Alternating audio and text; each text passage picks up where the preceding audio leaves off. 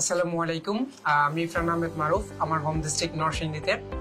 বর্তমানে আমি ফ্রিল্যান্সিং প্রফেশনে রয়েছি। একটা সময় আমি একটা জব করতাম, কিন্তু জবটি করে আমি আমার ক্যারিয়ার নিয়ে স্যাটিসফাই ছিলাম না।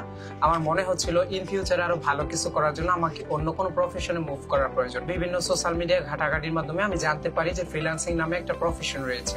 তৎক্ষণাৎ ওইখান থেকে আমার ফ্রিল্যান্সিংটা নিয়ে রিসার্চ শুরু হয়। তো পরবর্তীতে আমি যেটা জানতে পারি সেটা হচ্ছে ফ্রিল্যান্সিং একটা মুক্ত পেশা, যেখানে ধরাবাঁধা কোনো অফিস টাইম থাকে না। সেখানে কাজ করতে হলে কিছু সেক্টর রয়েছে, কয়েকটা সেক্টর উপরে দক্ষতা অর্জন করতে হয়। লাইক আমি যদি একটু বলি, গ্রাফিক ডিজাইন, ওয়েব ডিজাইন এবং ডিজিটাল মার্কেটিং। তো এই সমস্ত সেক্টরগুলোর উপরে দক্ষতা অর্জন করে কিছু ইন্টারন্যাশনাল মার্কেট প্লেস রয়েছে, সেখানে মূলত কাজগুলো করা যায়।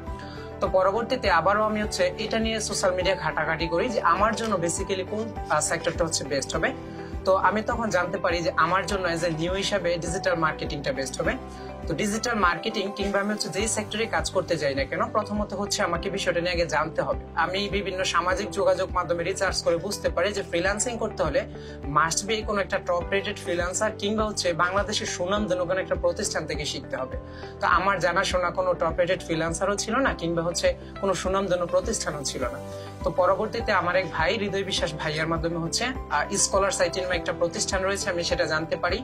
তো ওই হৃদয় বিশ্বাস ভাইয়ার মাধ্যমে স্কলার সাইটের তত্ত্বাবধানে জয়ারানী শ্যামের কোঅর্ডিনেটরে থেকে আমি স্কলার সাইটিতে অ্যাডমিট হই। বর্তমানে ইন্টারন্যাশনাল মার্কেট প্লেস ফাইবারে কাজ করতেছি। এছাড়াও বাংলাদেশের অসংখ্য লোকাল মার্কেট প্লেস গুলোতে কাজ করতেছি।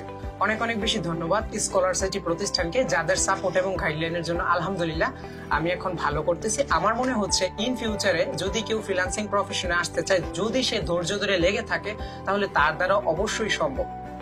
আসসালামু আলাইকুম।